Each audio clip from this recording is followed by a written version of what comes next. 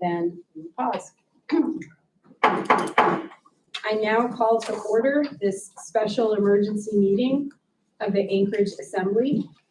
It is Wednesday, March 30, 2022. We are noticed from 1 to 1:30 p.m. Madam Clerk, would you call the roll, please? Yes, Madam Chair. Mr. Weddleton. Here. Ms. Allard. Here. Mr. Peterson. Present. Mr. Rivera. Present. Ms. Kennedy. Here. Ms. LaFrance. Here. Mr. Constant. Here. Ms. Salatel. Here. Mr. Dunbar. Here. Mr. Perez-Padilla. Here. Ms. Quinn Davidson. Ms. Quinn Davidson is excused. You have a quorum. Thank you, Madam Clerk. Would you all please stand and join for the pledge of allegiance? I pledge allegiance to the flag of the United States of America and to the republic for which it stands, one nation, under God, indivisible, with liberty and justice for all.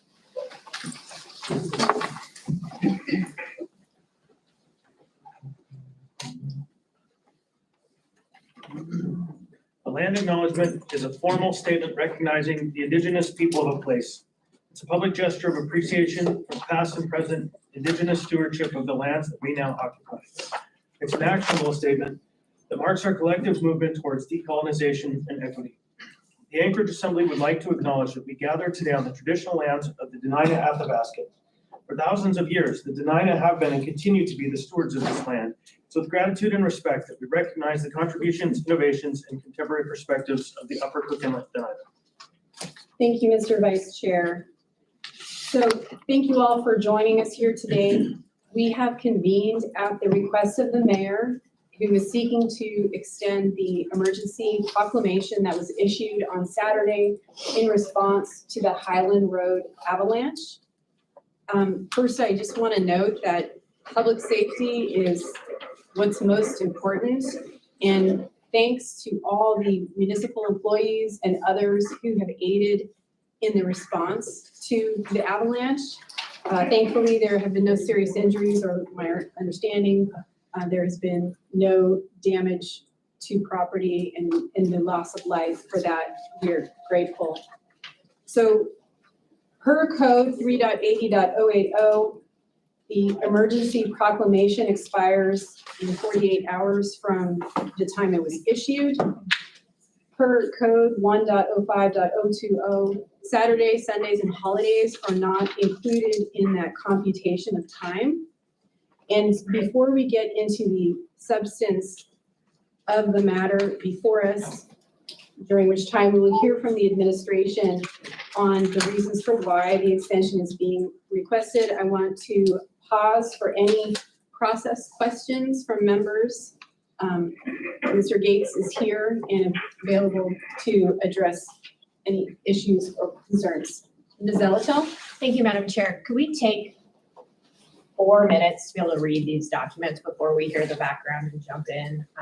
This has got a lot of information in it. It's the first time we're saying it. So if we could be quiet for like 4 or 5 minutes so I can read it and understand it, that'd be really helpful because we didn't get these via email. Thank you, Ms. Zelatel. I am fine with taking a pause so that members have time to review the documents. Ms. Allard? Madam Chair, I can fill in that pause with a few words if that's all right with you. Well, thank you, Ms. Allard. I believe the request was actually for a full pause without any other information being presented. So we'll go ahead and pause for 4 minutes. Madam Clerk, would you help us watch the time so that members may review the documents? Oh,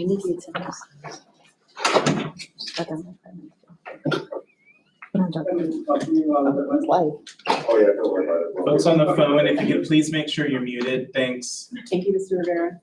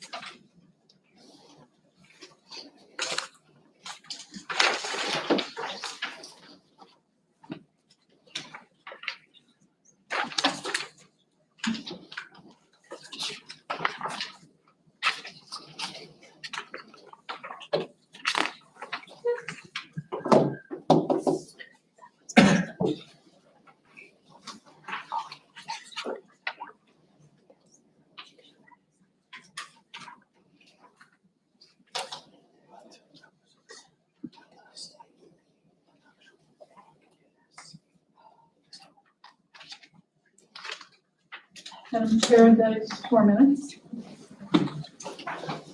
Thank you, Madam Clerk. Do members have any questions regarding process before we move to the administration?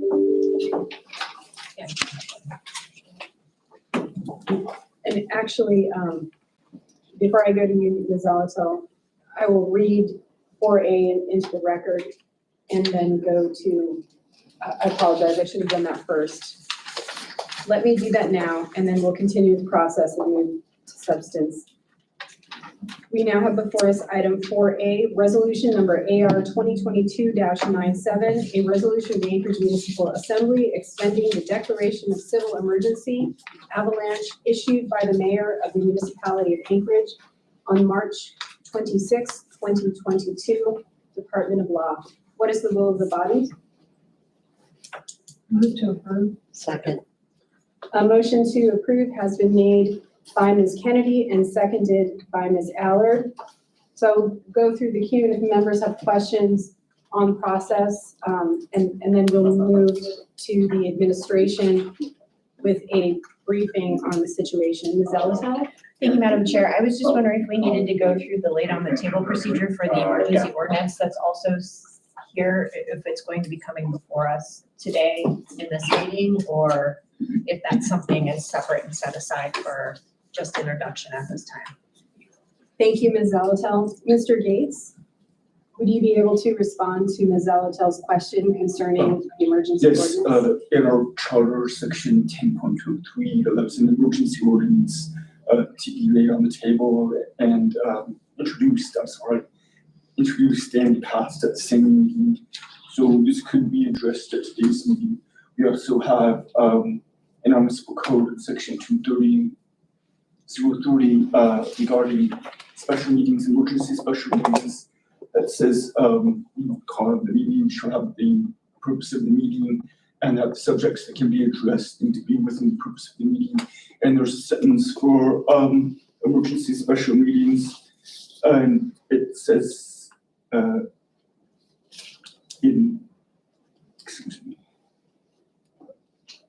in the event of an emergency meeting, business necessarily pertaining to the emergency for which the meeting is called shall be transacted in the absence of the written notice. So, I mean, it seems to me we're able to proceed to vote and act on the emergency ordinance today. And the charter requires an emergency ordinance to have a high standard vote. It's affirmative vote of all members present, or 3/4 of the total membership, whichever is this. So that's 9 at least for all members present. And as I understand it, there's 9 members present. I'm not sure who's on the phone. And does it require the late on the table procedure, or is it simply good to go because it's here and it's an emergency special meeting? Through the chair, Ms. Zalatel, the late on the table procedure doesn't need to apply because, as Mr. Gates explained, the notice of the meeting has its own requirements. When you get to the item, it does need to be moved, seconded. You don't necessarily need a third because that's to set it for public hearing. No, you don't need to follow the late on the table procedure. Thank you, Madam Clerk. Thank you, Ms. Zalatel. Any other process questions from members? Mr. Weddleton? So we're talking about an emergency ordinance, but we have an AR, that's the same thing. We have both. It's not on the agenda. No, That doesn't happen. Oh, I see. Right. So what was just moved? I read the resolution. Thank you, Mr. Weddleton. Any other process questions? I do want to note that we are scheduled until 1:30. It's my understanding there's a facilitation meeting starting promptly at 1:30. Yes, Mr. Rivera? That's correct. With that, I'll go to the administration. Ms. Nabowski? Thank you, Madam Chair and members of the Assembly. We truly appreciate you coming in on an unscheduled meeting for an unscheduled event.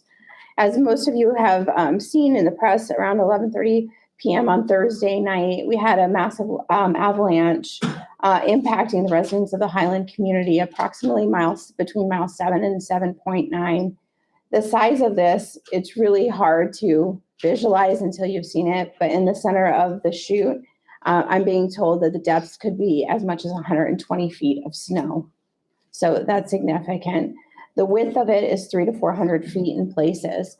Currently, where we stand right now, the majority of the residents have regained power. As of this morning, I think there was one resident without. MEA has come in as of late last night and installed a temporary line to reestablish power to some, but we still have nearly 100 homes that are cut off. The only way to egress for the majority of these homes is either through foot trail or through a snow machine route that has been established between West River Drive and Birdsong Drive. So just to back up a little bit, I'll just go through some of the details so you have an idea of the truly massive scale of this. The original responders on scene were the Anchorage Police Department, followed by the Anchorage Fire Department. The Office of Emergency Management has been coordinating. We also have Parks and Rec on scene. They've been running 24/7 operations because we have a number of residents who have had to come out varying times, even through the night. I think overnight, there was probably about 30 different snow machine trips between the hours of 7 p.m. and 7 a.m. So that being said, we obviously have a number of residents who, for a variety of reasons, need to come out at all hours of the day. Maintenance and operations is currently on scene, and currently Saxton Shear is currently the lead. Public transit provided 2 buses. One bus is being staged at Birdsong Drive in order to receive people that are coming out of the woods, in order for a place for them to be warm. And we're assisting with transportation to other areas if they need it. Originally, we set up a shelter at the Harry J. McDonald Center, and the American Red Cross staffed that shelter. No residents ended up needing it, but we did have it available. The Department of Law was on site for almost the entire day on Saturday, working through some technical issues and some assistance issues between what the mayor needed to issue, as well as coordination with the state of Alaska and Alaska Railroad. The governor has was on scene on Saturday, I think it was, Alex. He was there as the Department of Transportation avalanche experts were coming off of the avalanche debris field to get a firsthand update on what was happening, what was the possibility of mitigation, and when it would be safe to open up the area. As I mentioned, the Department of Transportation, the Department of Public Safety, the Alaska Railroad, Alaska Mountain Rescue, the Alaska Red Cross, the Salvation Army, the National Weather Service, AT&T, FirstNet, as well as the maps you see before us were provided by our GIS department here at the municipality of Anchorage.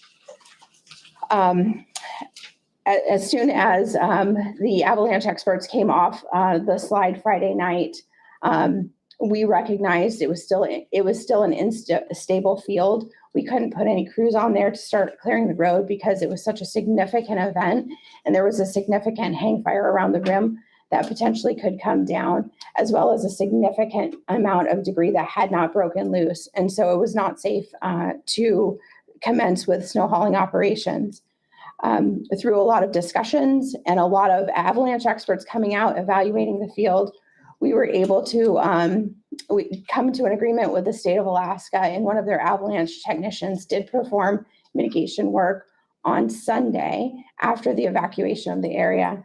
The mayor did order an evacuation. It was a very stressful time for a lot of residents, and it would have only been possible because the residents were cooperative. They went door to door talking to their neighbors. They understood the emergency. They understood the significance of the event, and they understood the only way to mitigate was to make sure that we had all lives clear of the field before we commenced with those mitigation efforts. The mitigation efforts were explosives that were dropped from helicopters and remotely detonated. They did perform 10 different mitigation operations there. I don't know what you call them exactly. I'm sure Alex does. But that was successful enough to stabilize the pack for crews to get on there. And I just want to caution, this is one of the changing dynamics of this particular situation is the snowpack in the area. Though we were able to stabilize it enough to start working, we have an avalanche technician on scene working as a spotter, and those conditions can change in a moment. As the snowpack heats up, as winds kick up, as more weather comes in and it snows or it rains, there is a potential for a secondary slide. So that's one of the things that's one of the reasons people are asking, well, why do you need another emergency declaration?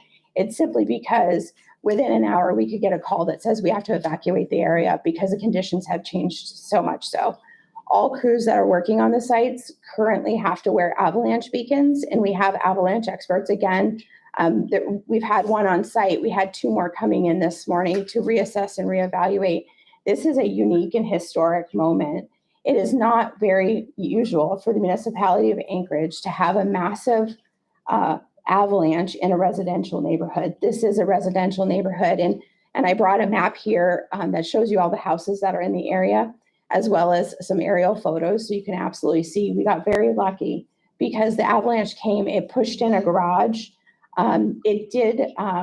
It slid down. There was an accessory dwelling unit, a mother-in-law apartment that was on property. It was moved down the hill about 300 feet, and multiple vehicles were covered.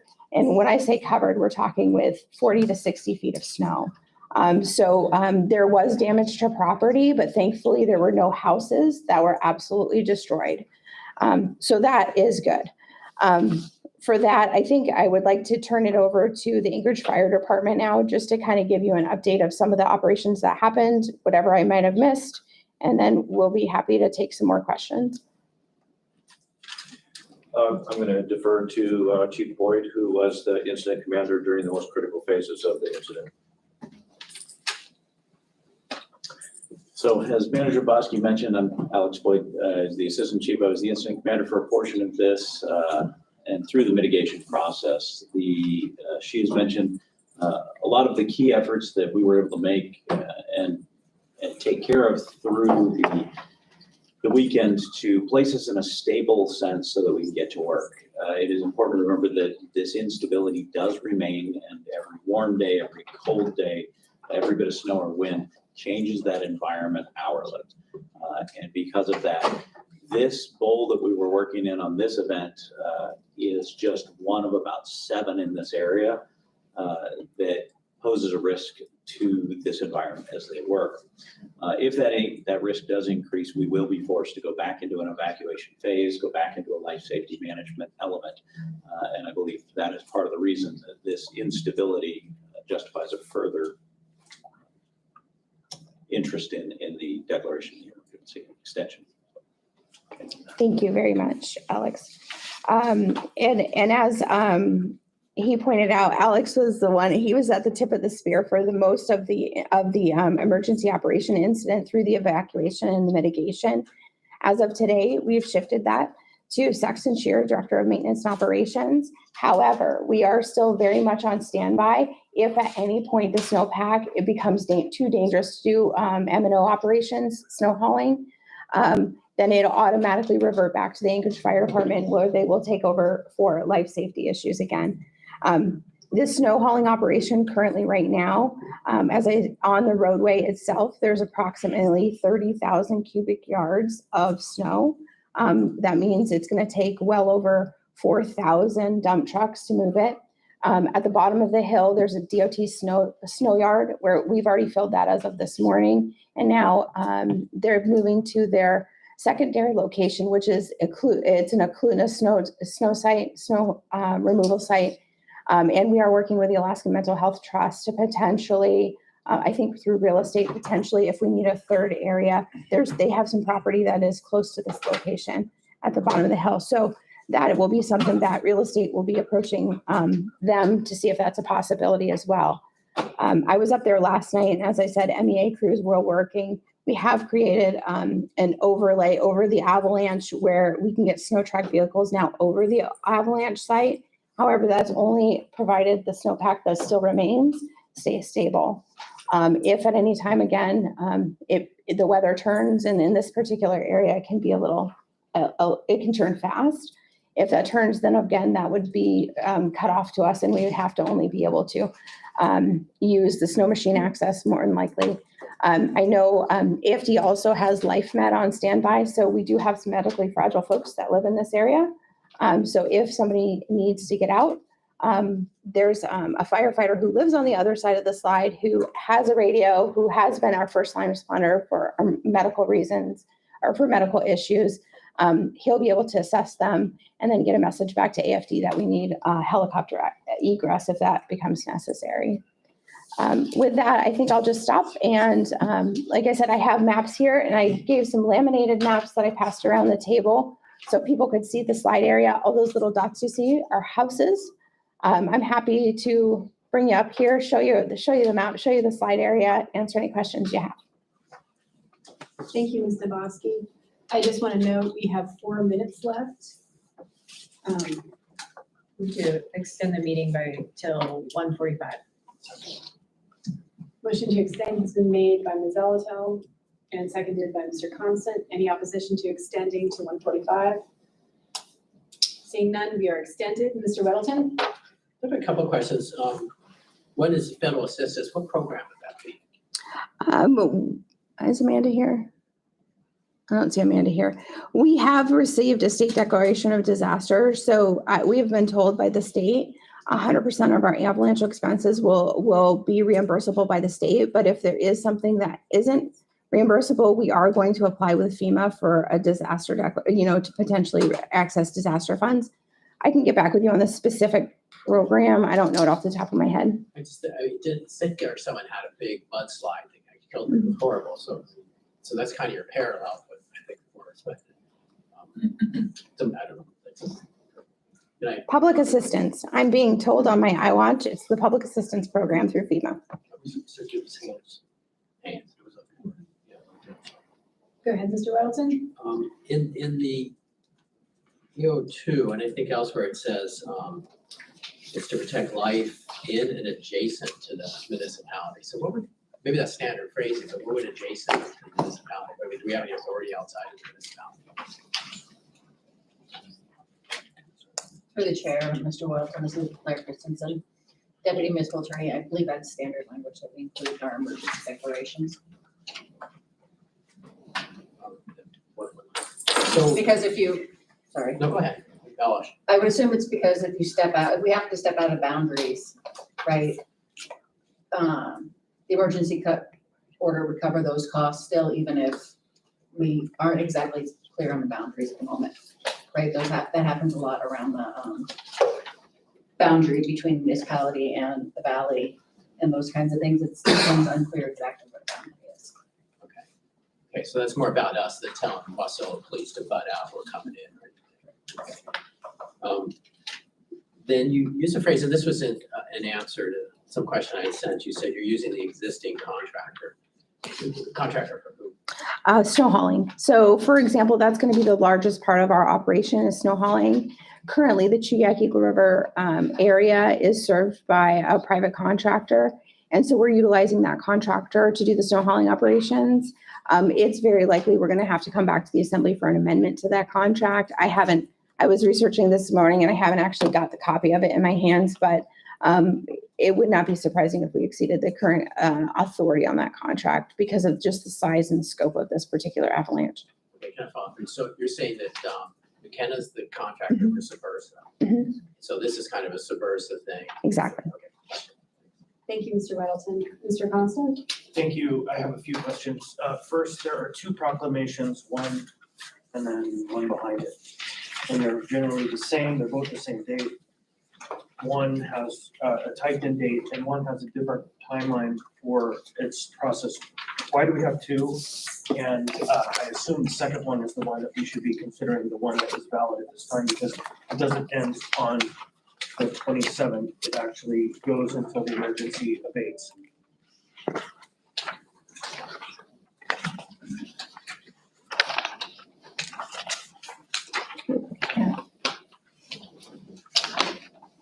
This page, I don't know how to describe it. It's after the resolution, after the agenda.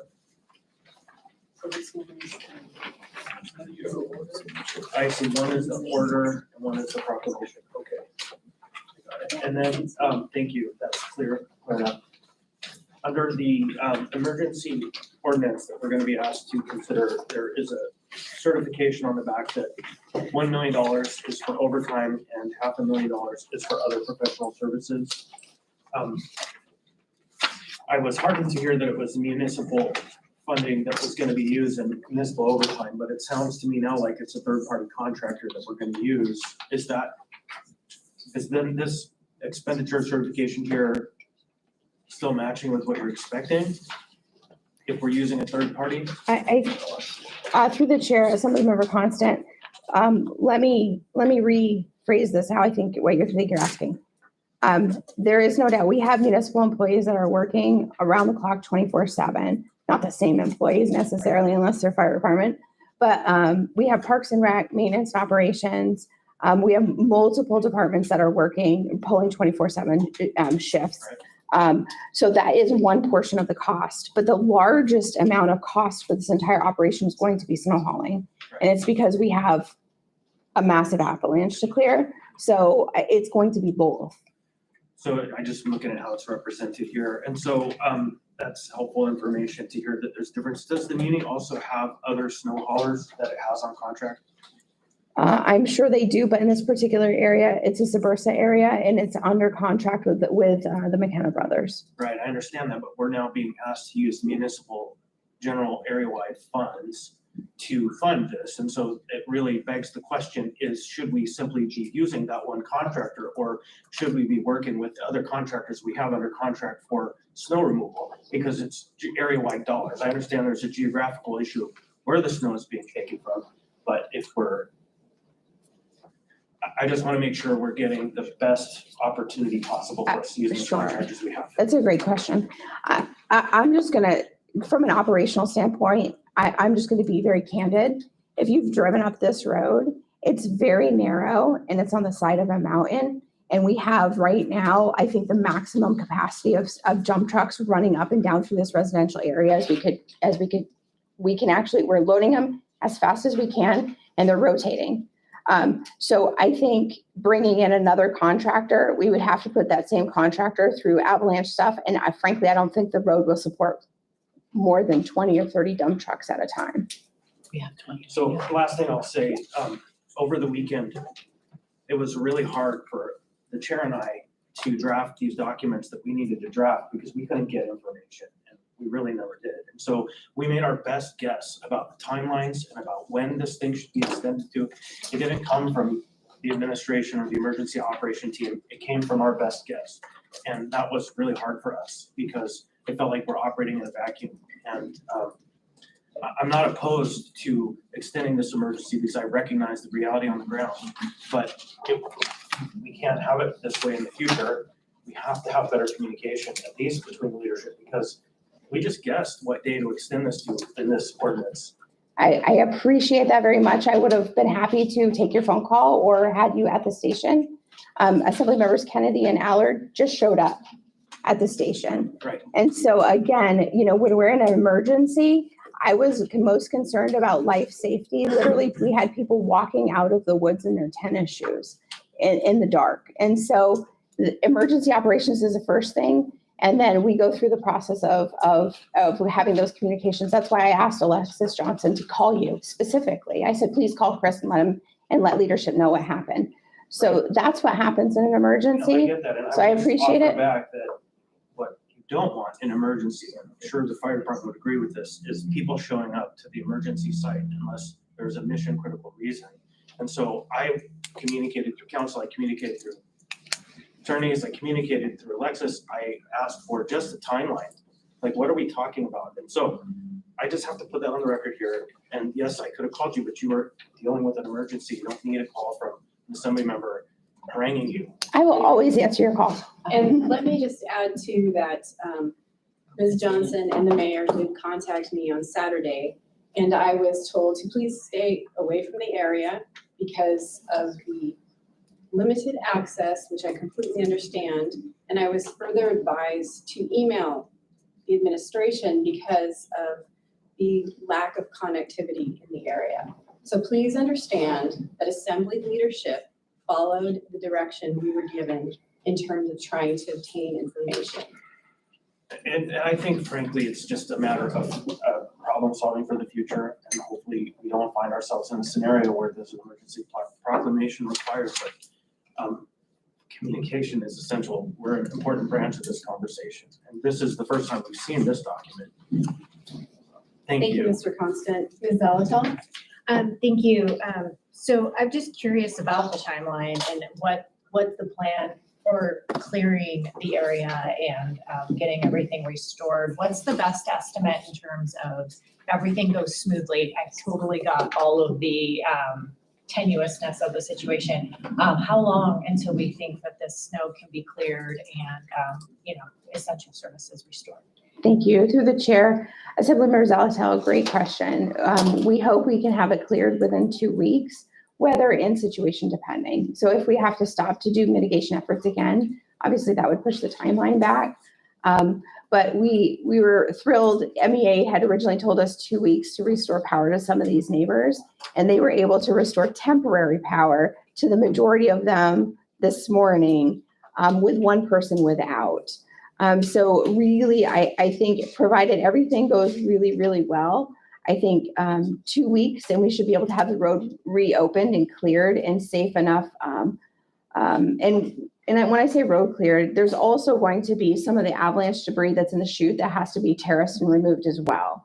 So the operations itself could go on for a little while, but the most urgent need right now is that huge amount that is right there at the road or near the roadway. Thank you, Ms. Dombrowski. With that, I move to amend on page 2 after section 1, creating a new section 2 that says the assembly shall be provided a written update on the status of activities under the emergency declaration by the close of business each Wednesday. Moved by Ms. Zalatel, seconded by Mr. Constant. Do you want to speak further to your amendment, Ms. Zalatel? Thank you, Madam Chair. This was something we did under previous emergency declarations. What it does is it keeps all members fully in the loop about what's happening, and it allows us to be able to answer questions that we are asked by our constituents. And it lets us know if potentially a further extension is going to be required. It also puts us in the loop if additional emergency ordinances around funding are going to be required. Thank you. Thank you, Ms. Zalatel. Any discussion on the amendment? Madam Chair, could Ms. Zalatel please read the amendment one more time? Didn't write it down. It was off the top of my head. Can you tell me what you have and I can fill it in, or would you like me to come look? Let me tell you what I Okay. have. The assembly should be provided a written update on the status of the emergency by close of business each Wednesday. It should be shall, not should, but other than that, that is accurate. Okay. Ms. Christensen? Madam Chair, I just have a question. Is that beginning today or next week? Next week. Thank you. Today is that report. Madam Chair. Mr. Perez-Vardillo? Thank you. Yeah, I would just urge that we pass this, that the knowledge that we're gonna get this information on a particular day is really helpful for communicating with all over people that we need. It's nice to know when we get it. And that's, I think, knowing that this is an emergency, knowing that this is a challenge, that's been, I think, the most difficult part about coming to this meeting and trying to approve this is just the lack of information. And I would also urge that you have our phone numbers as well, and I would really encourage the administration to reach out to us, and even if it's a 2-minute phone call to say, hey, this is what's coming, it would really help. And that's been the past practice is quick phone calls to just give folks a heads up. And I just want to encourage that goes both ways. So thanks. Thank you, Mr. Perez-Vardillo. Any further discussion on the amendment? Seeing no one else in the queue, members may proceed.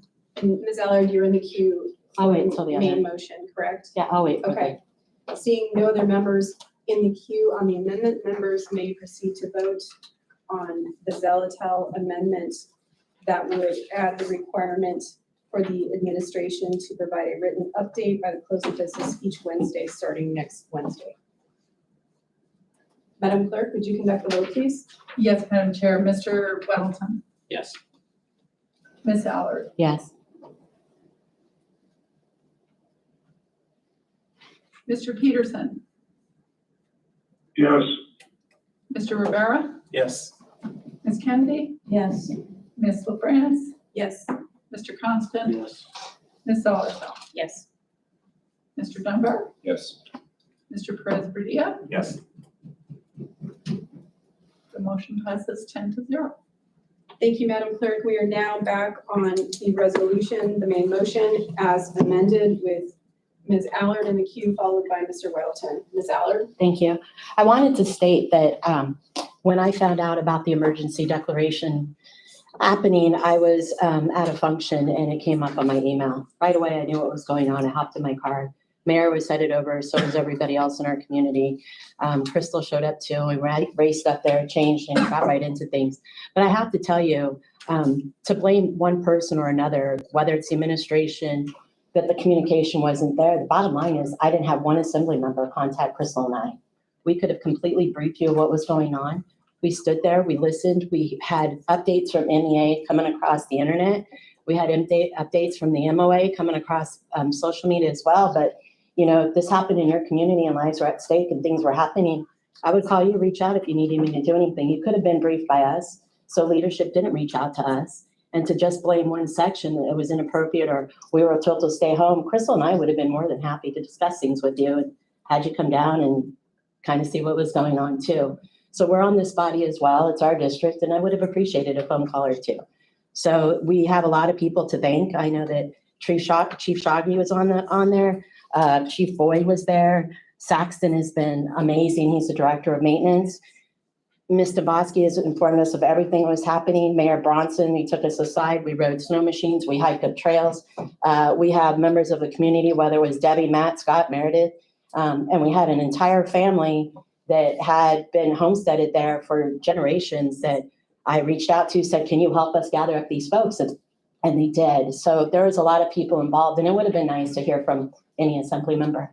So thank you, Madam Chair. Thank you, Ms. Allard, and I will just note that Ms. Kennedy provided an update to the body on Friday at the Rules Committee regarding the avalanche. And just to clarify, the Assembly leadership was seeking information about the legislation being brought forward. Thank you, Ms. Allard. Mr. Weddleton? I would move to extend another 10 minutes. Motion to move has been made by Mr. Constant and seconded by Mr. Dunbar. Is there any opposition to extending to 1:55? Seeing and hearing none, we are extended. Mr. Weddleton? I'd like to move to amend section 1 to change the date from April 16 to April 19. 15. You okay with that? April 15. April 15. Is there a second? Second. Yeah. So in theory, the 15th was, we could, Well, 19th was canceled. yeah, we could move an extension on the 12th at the regular meeting. We have a meeting on the 12th. So we want to brief on the 7th, the No, I know we 12th, do. because we haven't seen. Yeah, was the 15th is. So we look ahead. Okay, that's fine.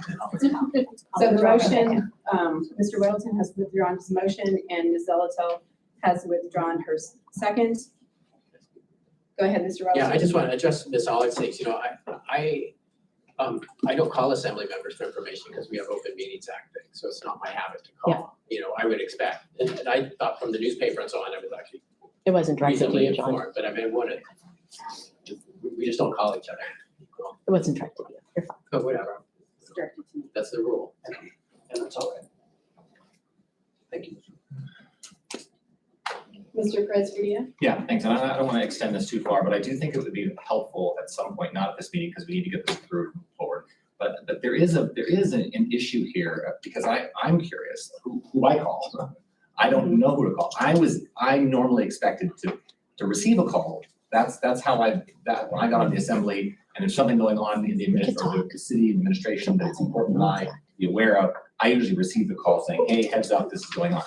If that's not the practice, then I just need to know what the practice is. If who do I call? Do I call another assembly member? And if it happens in Forest area, do I say, hey, Forest, what's going on there? Or do I call the administration? So I think that's not the discussion today. I understand that. But I would like to have that discussion because I think the communication issue is very real and it's not anyone's fault. It's not blaming anyone. There's not good information passing between us. And I'd like to figure out a way to improve that. Madam Chair, Thank you, Mr. Perez Padilla. may I? Ms. Dombowski? Thank you very much. Through the chair, Mr. Perez Verdia, just so you know what our process was, first of all, once you get up to past about mile 5 of Highland Road, there's not cell service. And so, or not a lot of cell service, it depends. I think Chief Shaggy could stand in certain spots on the road and he got cell service, but so my process is when there's a disaster in a particular district, the first thing I do is obviously activate the emergency and deal with the emergency. So I was very active in that. Once we knew a solution, it took us almost 2 days to get to the point where we actually could do mitigation. And so I reached out to the representatives from that district. So I made sure to call Representative Merrick and Senator Reinbold, and I couldn't get a hold of them. I left them voicemails, but I thought that's the best I can do because it's an emergency. So that is my process. But at any point, especially if I have cell service, if something happens in the city, you're always welcome to call my personal cell. This area was very difficult simply because the lack of services and the lack of ability to connect, just because of its geographic location. I hope that's helpful. Thanks. You have a question? Okay, seeing no other members in the queue, members may proceed to vote on AR 2022-97 as amended. Mr. Weddleton, Yes. Ms. Allard, Yes. Mr. Peterson, Yes. Mr. Rivera, Yes. Ms. Kennedy, Yes. Ms. LaFrance, Yes. Mr. Conklin, Yes. Ms. Solotel, Yes. Mr. Dunbar, Yes. Mr. Perez Padilla. Yes. The motion passes 10-0. Madam Chair, I'd like to move for reconsideration. Motion has been made by Ms. Allard for immediate reconsideration of AR 2022-97 as amended. Second. Seconded by Ms. Zelatel. Ms. Allard? For obvious reasons, we just need to make sure we move forward and just urge a no vote. A no vote is urged by Ms. Allard. Madam Clerk, will you conduct the vote, please, on the motion for immediate reconsideration of item 4A? Mr. Weddleton, No. Ms. Allard, No. Mr. Peterson, No. Mr. Rivera, No. Ms. Kennedy, No. Ms. LaFrance, No. Mr. Conklin. No. Ms. Solotel, No. Mr. Dunbar, No. Mr. Perez Padilla. Nope. The motion fails 10-0. Thank you, Madam Clerk. This brings us to audience participation order. Has this been moved? I moved emergency ordinance 2022 unnumbered. Okay, a motion has been made to move the unnumbered EO 2022 by Ms. Zelatel, seconded by Mr. Thompson. Madam Chair, would you please read the title into the record? Yes, an emergency ordinance of the municipality of Anchorage providing financial resources for labor, supplies, and other expenditures required to address municipal response to the avalanche by appropriating an amount not to exceed $1,500,000 from an interfund loan from the area-wide general fund 101000 to the disaster recovery fund 231804, approving a temporary exception to the unreserved fund balance designation policy for the municipality of Anchorage and providing a plan for future reimbursement of said appropriation. I will go through the queue. First, Ms. Zelatel, Mr. Dunbar, Mr. Thompson. Ms. Zelatel? Yes, this question is for the CFO or Ms. Dombowski. With regard to the fund certification, based on what we saw on the back page of the EO, I think they may be reversed, the overtime versus professional services. So I just want that clarification. It shows 1 million towards overtime and 500,000 towards professional services. Are those reversed? And if so, we could probably take care of that quickly. Just a second. Thank you, Madam Chair, Assemblymember Zelatel. Debris removal is estimated cost of nearly $1 million. So I do believe that, is that reversed? Madam Chair, this is Cheryl Frasca with OMB. We can certainly do that, but you'll notice that on line 3, it says the recommended budget details are as follows. So we have latitude to move as real life comes in, and if it's necessary to reallocate within those two purposes. So, but if based on what the updated information is and the costs of the snow removal, sure, you can change it. Thank you for the information. If an amendment is not required, given that we're short on time, that's fine. I just want the record to be clear as to the expected expenditure of those funds. Thank you. Thank you, Ms. Elko. Mr. Dunbar? Thank you, Madam Chair. And this question is for the CFO, or anyone, or Ms. Frasca, I suppose, but I believe it's CFO. So we're doing an interfund loan from the area-wide general fund. Approximately how much is in that fund now that we are borrowing from? Through the chair, this is Travis for CFO. Great question, Mr. Dunbar. I'd have to get back to you on that. I don't know the exact balance of that fund as of this minute. Is it in the, obviously it must be more than $1.5 million. Do you think it's in the tens of millions? Is it, can you give any sense? So a point of clarification, are we talking about fund balance? Or are we talking about cash in the municipal cash pool? I'm asking, we have an interfund loan from the area-wide general fund. So At this particular point in time, we're not finalized with our 2021 numbers, but we are potentially going to have an unassigned fund balance deficit somewhere in an area of negative $68 million.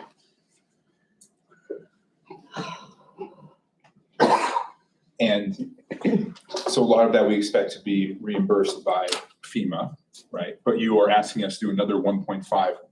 So why are you comfortable having us borrow from this fund specifically for this purpose? We've received indications from the state of Alaska that we will receive reimbursement for acceptable expenditures related to this particular emergency. Not only has the mayor declared the emergency disaster, but so has the governor at this point. There is potential that the governor could petition FEMA for an additional assistance from that aspect as well, which would be part of the PA that was originally asked by Mr. Weddleton, Public Assistance Program. So at this particular point in time, we feel comfortable that we will receive the money from the state of Alaska and beyond if necessary. Thank you, Madam Chair. Thank you, Mr. Dunbar. We have 2 minutes left. Mr. Concept? Thank you. This is probably a question for Cheryl, but it might be both CFO and Cheryl. So what's the plan for reporting these expenses to the assembly? Like in the previous emergencies, there was like the second meeting after the expense or some kind of term was established for reporting timeline. So when will we see a detailed breakdown of expenses? When would you like it? Just as soon as it's practical, not unreasonable, but within a timeline that is understandable by us. Sure, and through the chair, Cheryl Frasca, OMB, with the Budget and Finance Committee, we have started providing status reports on our FEMA reimbursement for earthquakes and COVID, so we can integrate this into that report, if that would be helpful. Perfect, thank you. Okay? All right, if there's additional detail, let us know. Thank you, No, Mr. Concept. Can I get a Motion to expend 5 more minutes. Any opposition? Seconded by Ms. Elko. Seeing no opposition, we're extending for 5 minutes until 2 p.m. Mr. Presbyterian? My question is very brief. You just said, Mr. Fisk, that there is a balance of negative $68 million in that account. How are we going to spend 1.5? There's a difference, pardon me, through the chair, Mr. Presbyterian, there's a difference between the fund balance and cash on hand. There is $1.5 million cash on hand. In the municipal cash pool. It's an interfund loan. We'll be borrowing it from one of the other owners of the pool. We've explained this. I'm still not sure I understand, but maybe you and I can talk afterwards. You can explain to me, because if you say that it's a negative $68 million balance, it's hard to understand. It's an unassigned fund balance of $68 million deficit at this point. The number is not finalized. We're still finishing our reconciliation for 2021. It was $40 million at the end of 2020. If I have a negative $68 million in my bank account, I don't know how I spend 1.5. So maybe you and I can talk afterwards. You can give me more clarification. Thank you. Thank you, Mr. President. Ms. Kennedy? Thank you, Madam Chair. You know, I'm fundamentally opposed to the idea of basically going through a loan process like this, that's basically an unsecured loan. Well, I won't call it that, but this is the exact same process that we have been using to basically fund all of our COVID response, whether it be the homelessness, whether it be testing, vaccination. We have been using this accounting process. It is not a fund of money. It is basically an accounting principle that is applied to basically allowing us to use other money that's already designated for other purposes, if you will, until it is actually used for that purpose. So we are kind of loaning ourselves out with using this concept. So it's not a fund where there's money in it. It's just this idea that we're using money during a time when we've got other funds for other things for the interim. So like I said, this is the same process we've been using for the tens of millions that we have used over COVID response. So fundamentally, I hate it, but you know, at the same time, I don't have the ability to say, well, we're just, you know, that we can't do it. So I'm gonna have to support it. Thank you. Thank you, Madam Chair. Thank you, Ms. Kennedy. Seeing no other members in the queue, members may proceed to vote on the motion to approve unnumbered EO 2022.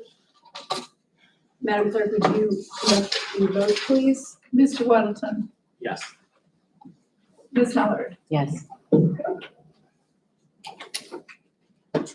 Mr. Peterson, Yes. Mr. Rivera, Yes. Ms. Kennedy, Yes. Ms. LaFrance, Yes. Mr. Constant, Yes. Ms. Solotel, Yes. Mr. Dunbar, Yes. Mr. Perez Padilla. Yes. Motion passes 10-0. Madam Chair, Thank you, Madam Clerk. I'd like Ms. to Eller? move for immediate reconsideration, please. Second. Urgent vote. Second. A motion has been made by Ms. Allard for immediate reconsideration of unnumbered EO 2022. It's been seconded by Ms. Zolotel. Ms. Allard, you urged a no vote. Is that Urgent correct? vote, please. Any discussion? Seeing no members in the queue, members may proceed to vote on the motion for immediate reconsideration of unnumbered EO 2022. Madam Clerk, would you conduct the vote, please? Yes, Madam Chair. Mr. Weddleton. No. Ms. Howard, No. Mr. Peterson, No. Mr. Rivera, No. Ms. Kennedy, No. Ms. LaFrance, No. Mr. Constant, Ms. Solotel, No. Mr. Dunbar, Mr. Perez Padilla. No. The motion fails 10-0. Thank you, Madam Clerk.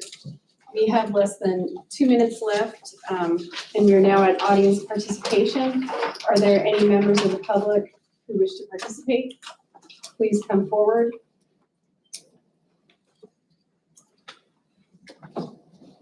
Where's the best spot to stand? That's fine. There, I'll go ahead and set the timer, though the meeting will likely adjourn in your I'll just testimony. continue my speech if we run out of time. So we're discussing an emergency declaration. In these times, we want to balance safety versus freedom and liberty.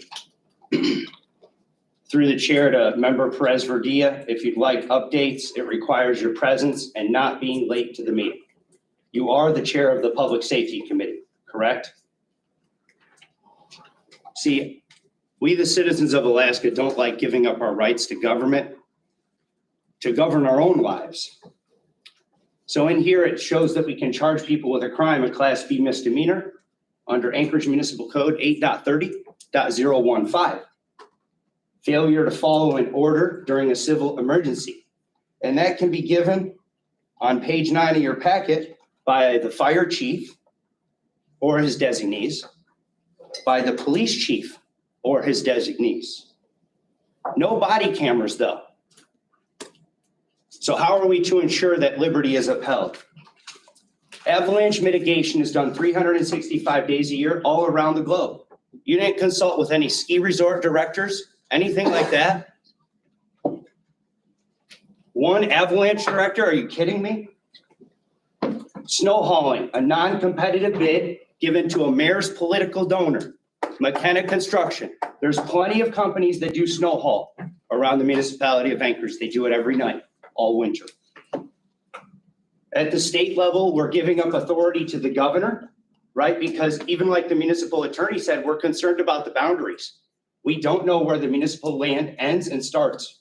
That's a concern. And you're declaring a civil emergency and giving up power to 429 tyrants at the APD last count. We don't know where we're getting the money. You all said you've been shelling around money between different accounts, between the area-wide general fund, which, by the way, not knowing the balance of that is a disgrace. Real accountants know their numbers. Fire your CFO if he doesn't know the numbers. It's insane. You guys are managing a $550 million budget. You've had all this COVID money pass through your hands, and you continue to move around money against the will of the people.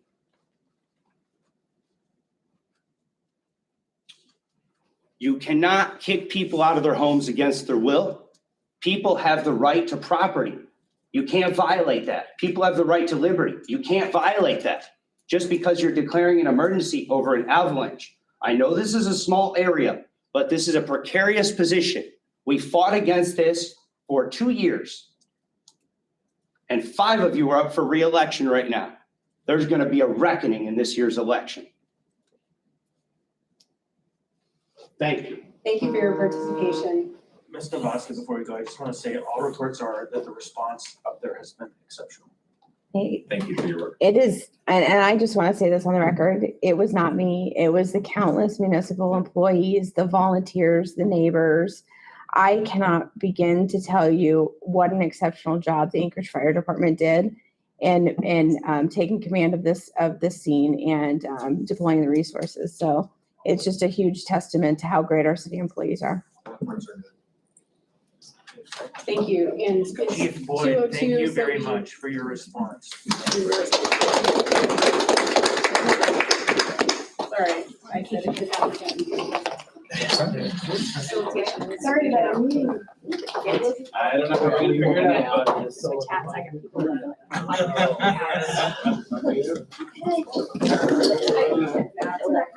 Hey.